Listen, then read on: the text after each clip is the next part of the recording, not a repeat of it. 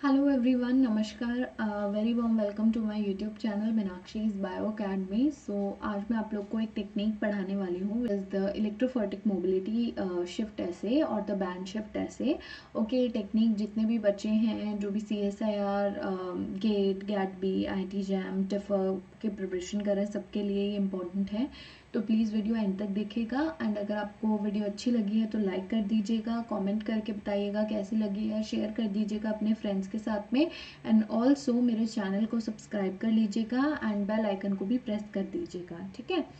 Okay, सो ये मेरा Unacademy का प्रोफाइल है। जो बच्चे मेरे साथ पढ़ना चाहते हैं, IIT जैम की मैं प्रिपरेशन करवाती हूँ अनअकैडमी पे, तो आप लोग मुझे ज्वाइन कर सकते हैं। टिफर अभी आने वाला, टिफर की भी प्रिपरेशन के लिए कोर्सेज चल रहे हैं, so you can join. Okay, alright. So जो इलेक्ट्रोफोरेटिक मोबिलिटी शिफ्ट ऐसे होता है, दैट इज, उसको हम और क्या बोलते हैं, मोबिलिटी शिफ्ट ऐसे, जेल शिफ्ट ऐसे, जेल मोबिलिटी शिफ्ट ऐसे, बैंड शिफ्ट ऐसे एंड द जेल रिटार्डेशन ऐसे। ओके, तो यहाँ पे हम क्या करते हैं, सबसे पहले हम देखते हैं what is the electrophoresis. Electrophoresis क्या होता है कि जो आपके चार्ज पार्टिकल्स होते हैं, चार्ज पार्टिकल्स जैसे कि बायोलॉजिकल, अगर मैं मॉलिक्यूल की बात करूँ तो आपका DNA हो गया, RNA मतलब nucleic acids, okay, they are charge, they have the negative charge. Protein हो गया, प्रोटीन का जो चार्ज होता है वो डिपेंड करता है अमाइनो एसिड की जो भी कॉम्पोजिशन है उसके ऊपर।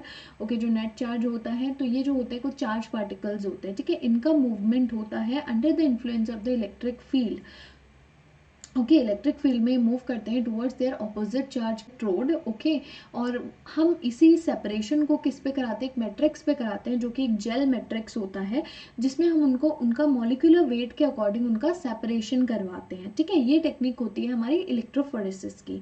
ओके, इसी को हम देखते हैं एक बार। ये मैंने एक ट्यूब लिया, इस ट्यूब के अंदर जो है डिफरेंट साइजेस के DNA सैंपल्स हैं। ओके, तो अब मैं इसका क्या करूँगी, एगेरोस जेल इलेक्ट्रोफोरेसिस करूँगी। मैं आज इलेक्ट्रोफोरेसिस ज़्यादा डिटेल में नहीं करा रही हूँ, but still I will try कि आपको electrophoresis and EMSA, electrophoretic mobility shift ऐसे दोनों ही क्लियर हो जाएंगे, ठीक है।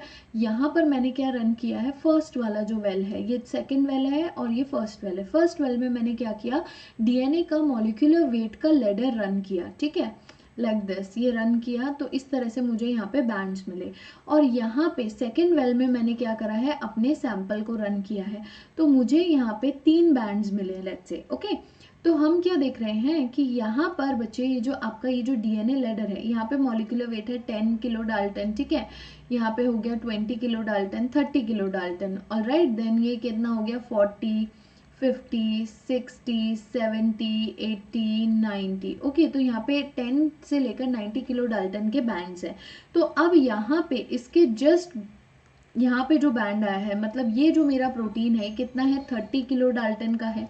ओके, वहीं पे अगर मैं अब इसको देख रही हूँ तो ये 50 और 60 के बीच में है, तो इसका weight around 50 to 55 kilo dalton हो सकता है, हम अज्यूम करके चलते हैं, ठीक है। और यहाँ पे जो इसका वेट है वो हो सकता है 80 किलो डाल्टन, ठीक है। तो मुझे यहाँ पे क्या, मेरा जो DNA मॉलिक्यूल्स थे उनका जो वेट है वो मुझे पता लग गया, यस। ओके, तो अब जितना छोटा मॉलिक्यूल होगा, जिसका उसका जितना कम मॉलिक्यूलर वेट होगा, वो उतना ही क्या करेगा, फास्टर मूव करेगा। उसकी जो मोबिलिटी होगी इस जेल में वो क्या होगी, उतनी ही ज्यादा होगी, ठीक है। और जितना बड़ा मॉलिक्यूल होगा वो क्या होगा, उतना ही स्लो मूव करेगा, क्योंकि वो जो जेल है उसके अंदर पोर्स है, उसमें उसको क्या होगा, ज्यादा रिटार्डेशन फील होगा as compare to the smaller molecule. Which means जैसे जैसे हम जेल में वेल से दूर जाते जाओगे, वैसे वैसे क्या होता जाएगा, जो मॉलिक्यूलर वेट है आपके मॉलिक्यूल्स का वो क्या होता जाएगा, डिक्रीज होता जाएगा। सिमिलरली अगर मैं इसी को ही प्रोटीन के केस में करती हूँ, तो लेट्स से इस ट्यूब में मेरे पास में प्रोटीन्स का एक मिक्सचर है। ओके, ये आपका प्रोटीन्स का मिक्सचर है। इसमें सिमिलरली मैंने क्या करा है, जेल इलेक्ट्रोफोरेसिस करा है। फर्स्ट वेल में जो है मैंने प्रोटीन का मॉलिक्यूलर वेट का लेडर रन किया फर्स्ट में, एंड सेकेंड में मैंने मेरा सैंपल रन किया है। तो यहाँ पे अगेन जो है मुझे इस तरह से बैंड मिलेंगे, ठीक है। और यहाँ पे इसके अंदर मुझे लेट्स से 2 बैंड मिले, है ना। ओके, सो अब यहाँ पे अगेन ये 10 किलो डाल्टन, 20, 30, 40, 50, 60, 70, 80, 90, ये 90 है और ये 80, 100 एंड 110 एंड सो ऑन, ठीक है।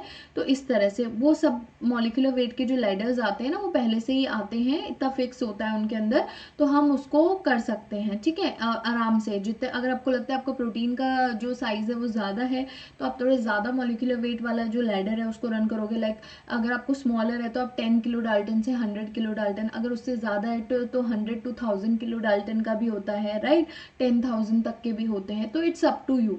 ओके, सो अब यहाँ पे जो सेकेंड वाला जो है, इसमें मैंने अपना प्रोटीन का जो सैंपल है वो रन किया था, तो मैंने क्या देखा, मुझे एक बैंड मिला है 30 किलो डाल्टन पे, तो मतलब मुझे ये जो मेरा प्रोटीन है इसका वेट है 30 किलो डाल्टन। अब यहाँ पे जो मुझे बैंड मिला है ये अराउंड समथिंग 80 और 90 के बीच में मिला है, तो क्या मैं बोल सकती हूँ इसका वेट अराउंड 85 किलो डाल्टन होगा? यस। तो क्या मुझे यहाँ पे अपने जो मेरा जो भी सैंपल था, जो भी मेरा प्रोटीन था, डीएनए था, उसका मॉलिक्यूलर वेट पता लग गया? यस। ओके, अब इसी प्रॉपर्टी को हम क्या करेंगे, एक्सप्लॉइट करेंगे डीएनए और प्रोटीन की इंटरैक्शन को पता लगाने के लिए। ओके, तो देखते हैं क्या होता है। अब ये जो इलेक्ट्रोफोरेटिक मोबिलिटी शिफ्ट ऐसे होता है, इसमें हम क्या करेंगे बच्चे, इसमें हम प्रोटीन की इंटरैक्शन स्टडी करेंगे, प्रोटीन की इंटरैक्शन विथ द डीएनए और द आरएनए, डीएनए और आरएनए की इंटरैक्शन, प्रोटीन और डीएनए आरएनए इंटरैक्शन को हम स्टडी करते हैं थ्रू दिस एम्सा और द बैंड शिफ्ट ऐसे। यहाँ पे ये आपका एक डीएनए है, ठीक है, सैंपल है, एक ट्यूब के अंदर ये जो है पूरा सैंपल है डीएनए का। ओके, इसका जब मैंने जेल रन किया तो आपको पता लगा इसका जो बैंड है वो समवेयर यहां पर आ रहा है, ठीक है। ओके, इसी को मैं थोड़ा सा एक्सटेंड कर देती हूँ।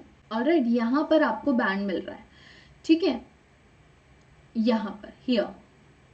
ऑलराइट, अब मैंने क्या करा, इसी सैंपल को, सेम सैंपल को मैंने क्या कर दिया है, इंक्यूबेट कर दिया है, इंक्यूबेट कर दिया है विद द प्रोटीन, एक प्रोटीन है उसके साथ में इंक्यूबेट करा टू डिटरमिन, ये डिटरमिन करने के लिए कि जो भी ये पर्टिकुलर जो एक स्पेसिफिक प्रोटीन है, ये प्रोटीन जो है वो इंटरैक्शन कर रहा है कि नहीं कर रहा है इस पर्टिकुलर डीएनए के साथ में।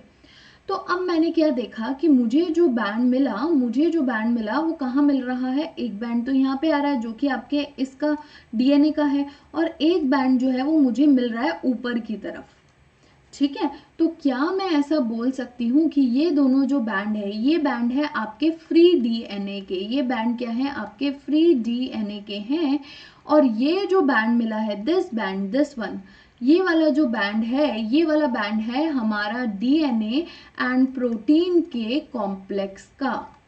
ओके, तो हमने क्या देखा कि जब ऑब्वियसली जब ये डीएनए था, इस डीएनए के साथ में जब कोई प्रोटीन है जो इसके ऊपर बाइंड कर जाएगा, तो डीएनए का वेट और प्रोटीन का वेट दोनों मिल जाएगा। तो ऑब्वियसली अब यहाँ पे मॉलिक्यूलर वेट बढ़ गया है, तो अगर यहाँ पर मॉलिक्यूलर वेट इंक्रीज हो गया है तो ऑब्वियस सी बात है कि जो मोबिलिटी होगी उस इस कॉम्प्लेक्स की इन द जेल, ये क्या हो जाएगी, डिक्रीज हो जाएगी, मोबिलिटी क्या हो जाएगी, शिफ्ट हो जाएगी, मतलब डिक्रीज हो जाएगी because of the increase in the molecular weight of the complex. Similarly अगर मैं यहाँ पे बात करती हूँ कि बैंड की, बैंड शिफ्ट ऐसे हम इसे क्यों बोल रहे हैं, तो क्या आपने देखा, because of the increase, because of the interaction molecular weight has increased and the band has shifted towards the well, we can say कि बैंड जो है वो शिफ्ट हो गया। नॉर्मली बैंड यहाँ आना चाहिए था but now the band has shifted, हम इस तरह से बोल सकते हैं, व्हाई, बिकॉज प्रोटीन ने इंटरैक्ट कर लिया, मॉलिक्यूलर वेट बढ़ गया and now band is more towards the well, band जो है वो वेल की तरफ ज्यादा है, ठीक है। तो इसको ही इस टेक्निक को ही हम बोलते हैं इलेक्ट्रोफोरेटिक मोबिलिटी शिफ्ट ऐसे और द बैंड शिफ्ट ऐसे, क्योंकि इनका मॉलिक्यूलर वेट बड़ा है तो ये जेल के अंदर इनको ज्यादा रिटार्डेशन फील होगा, right, they will face the more retardation, इसीलिए इनकी मोबिलिटी जो होगी through the gel it will decrease. Okay, तो सिमिलरली इसको यहाँ पर समझेंगे कि अब मैंने देखना था कि जो पर्टिकुलर प्रोटीन है वो डीएनए से इंटरैक्ट कर रहा है कि नहीं कर रहा, तो उसके लिए मैंने प्रोटीन की स्पेसिफिक एक एंटीबॉडी भी बनाई है, antibody which is specific to the protein, specific towards protein.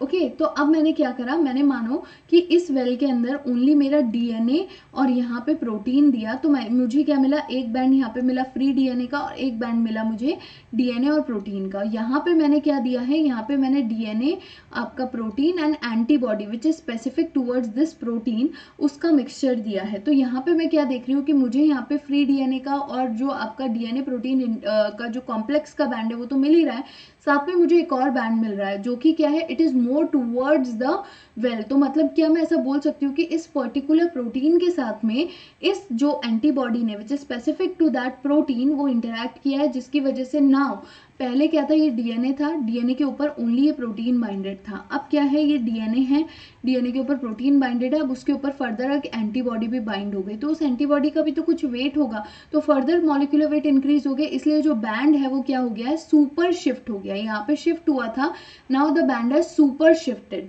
तो इस फिनोमिना को हम क्या बोलते हैं, super shift. Okay, so I hope this is clear in your mind. Electrophoretic mobility shift ऐसे, बैंड शिफ्ट ऐसे। ऑल राइट, अब इसी पे एक क्वेश्चन करते हैं, ठीक है, बहुत ही सिंपल सा है, मतलब एक इस पॉइंट पे बहुत बार क्वेश्चन आते हैं, तो इंपॉर्टेंट है कि आप इसे समझ लो। ओके, तो अब यहाँ पे लेट्स से कि ये आपका डीएनए है, ठीक है, यहाँ पे ये जो डीएनए है, चारों वेल्स के अंदर आपका डीएनए, तो ये जो बैंड आ रहा है ये आपके सारा डीएनए का बैंड है, ठीक है। यहाँ पे माइनस इंडिकेट कर रहा है absence of the protein and positive sign indicate कर रहा है, प्लस साइन इंडिकेट कर रहा है प्रेजेंस ऑफ द प्रोटीन। तो यहाँ पर आपका क्या कोई प्रोटीन प्रेजेंट है, नो, बिकॉज यहाँ पे आपको कोई जो शिफ्टेड बैंड है वो नहीं मिला है, सिर्फ डीएनए का बैंड मिला है, मतलब ये ए और बी जो है यहाँ पे प्रेजेंट ही नहीं है, तो इंटरेक्शन ही नहीं हुई है। ओके, यहाँ पे अब आपका प्रोटीन ए प्रेजेंट है, तो प्रोटीन ए में आपने क्या देखा, आपको एक शिफ्टेड बैंड मिला, मतलब कि जो प्रोटीन ए है ये आपके डीएनए के साथ में इंटरैक्ट कर रहा है, तो यहाँ पे डीएनए और प्रोटीन ए का कॉम्प्लेक्स बना है, ठीक है। सिमिलरली अब यहाँ पर आते हैं, तो यहाँ पे आपने क्या देखा, प्रोटीन बी और डीएनए दोनों प्रेजेंट है, बट प्रोटीन बी जो है वो डीएनए के साथ में बाइंड नहीं कर रहा है, क्योंकि यहाँ पे हमें कोई भी बैंड नहीं मिला एक्सेप्ट फॉर द डीएनए का बैंड, ठीक है। तो यहाँ पे क्या हम बोल सकते हैं कि डीएनए बी जो है वो प्रोटीन बी जो है वो डीएनए के साथ में इंटरैक्ट कर रहा है, नो। सिमिलरली अब इस केस में हम देखते हैं, यहाँ पे आपका प्रोटीन ए भी प्रेजेंट है, बी भी प्रेजेंट है और डीएनए प्रेजेंट है, तो यहाँ पे आपने क्या देखा कि आपको प्रोटीन ए और डीएनए का कॉम्प्लेक्स का तो बैंड मिला, साथ साथ आपको एक और बैंड मिला विच इज सुपर शिफ्टेड, जो कि मोर टूवर्ड्स द वेल है। तो क्या मैं ऐसा बोल सकती हूँ कि प्रोटीन बी जो है, क्या मैं ऐसा बोल सकती हूँ कि जो प्रोटीन बी है, दिस प्रोटीन बी ये कब बाइंड कर रहा है, ये बाइंड कर रहा है, binds with DNA and protein A के कॉम्प्लेक्स से इंटरैक्ट कर रहा है, जिसकी वजह से ये जो है पूरा का पूरा शिफ्ट हो गया है, राइट, इट हैज शिफ्टेड और सुपर शिफ्ट हो गया, ठीक है। तो this band is the super shifted band. Okay, again यहाँ पे क्वेश्चन है, ये आप लोग का क्वेश्चन जो है CSIR जून 2017 के पेपर का है, एक बार इसे देख लेते हैं। Okay, a researcher was working with the 3 protein A B C and 3 protein है, उसके साथ एक रिसर्चर वर्क कर रहा है एंड उनका रोल देख रहा है in the gene expression. Obviously अगर किसी प्रोटीन का रोल देखना है इन द जीन एक्सप्रेशन, तो वो क्या करेगा, वो प्रोटीन डीएनए के साथ में इंटरैक्ट तो करेगा ही करेगा, क्योंकि उस जीन का एक्सप्रेशन करना है, तो ठीक है। तो in order to validate the hypothesis, वो क्या कर रहा है, इलेक्ट्रोफोरेटिक मोबिलिटी शिफ्ट ऐसे कर रहा है कि फर्दर ये जो प्रोटीन है ये जीन एक्सप्रेशन में हेल्पफुल भी है कि नहीं, ये चेक करने के लिए, ठीक है। सो द प्यूरिफाइड प्रोटीन, जो प्यूरिफाइड, इन्होंने ए और बी और सी का प्यूरिफाइड प्रोटीन्स लिए और उनको अलाउ करा, allowed to bind with the label DNA. Label DNA मतलब डीएनए का जो 5 प्राइम एंड है उसको इन्होंने रेडियो लेबल करा हुआ है, ठीक है, टू विजुअलाइज, ऑटो रेडियोग्राफी करके विजुअलाइज करेंगे, ठीक है। एंड देन अब यहाँ पे देखते हैं, तो यहाँ पे ए बी और सी 3 प्रोटीन है और ये जो लास्ट में जो बैंड आ रहा है ये आपका डीएनए का बैंड है, ठीक है। सो अब यहाँ पे ए बी और सी तीनों ही प्रोटीन एब्सेंट है, तो आपको सिर्फ डीएनए का बैंड मिला। यहाँ पर आपका बी प्रोटीन प्रेजेंट है, ए और सी एब्सेंट है, बट यहाँ पे आपको कोई भी शिफ्टेड बैंड नहीं मिला, मतलब बी जो है वो आपके डीएनए के साथ में इंटरैक्ट नहीं कर रहा है। सिमिलरली यहाँ पे जो सी प्रोटीन है, आपको सिर्फ डीएनए का बैंड मिला, मतलब अभी जो आपका सी जो है वो भी इंटरैक्ट नहीं कर रहा है आपके डीएनए के साथ में। यहाँ पे आपका ए प्रोटीन है, सिर्फ ए है, बी और सी एब्सेंट है, तो यहाँ पे आपने देखा कि आपके डीएनए के साथ में प्रोटीन ए ने इंटरैक्ट किया और आपको एक शिफ्टेड बैंड मिला है, ठीक है। तो मतलब जो ए प्रोटीन है वो डीएनए के साथ में इंटरैक्ट करता है, तो अब जहाँ जहाँ ए प्रोटीन होगा वहाँ वहाँ आपको ये शिफ्टेड बैंड मिलेगा, येस।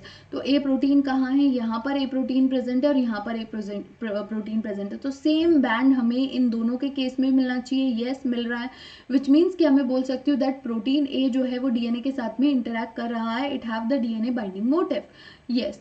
ओके, देन अब वहीं पे आते हैं इस केस में, तो यहाँ पे प्रोटीन ए और बी प्रेजेंट है, तो जो मैंने देखा प्रोटीन ए और बी प्रेजेंट है बट सी एब्सेंट है, तो यहाँ पे हमने क्या देखा कि हमें ये वाला बैंड तो मिल ही रहा है जो प्रोटीन ए के कॉम्प्लेक्स का है डीएनए के साथ में, पर हमें एक और बैंड मिल रहा है और वो सुपर शिफ्टेड है, this band is super shifted, ये सुपर शिफ्टेड है, तो क्या मैं इससे बोल सकती हूँ, मैं ये चीज़ कंक्लूड कर सकती हूँ कि यहाँ पे जो प्रोटीन बी है वो डीएनए एंड प्रोटीन ए के कॉम्प्लेक्स के साथ में बाइंड कर रहा है, यस, ठीक है। एंड देन यहाँ पे बी और सी प्रेजेंट है, तो बी और सी जो हैं वो डीएनए से बाइंड ही नहीं कर रहे हैं, राइट। तो यहाँ पे अगेन क्या होगा, आपको एक भी बैंड नहीं मिला है, शिफ्टेड बैंड एक भी नहीं मिला है। यहाँ पे ए और सी है, ठीक है, तो इस केस में भी हमें क्या मिला, एक ही, ए और सी प्रेजेंट है, बट यहाँ पे सी जो है वो इंटरैक्ट ही नहीं कर रहा है डीएनए के साथ में, ना ही डीएनए प्रोटीन के कॉम्प्लेक्स के साथ में, तो इसीलिए हमें क्या मिला, ओनली एक ही बैंड मिला है जो कि प्रोटीन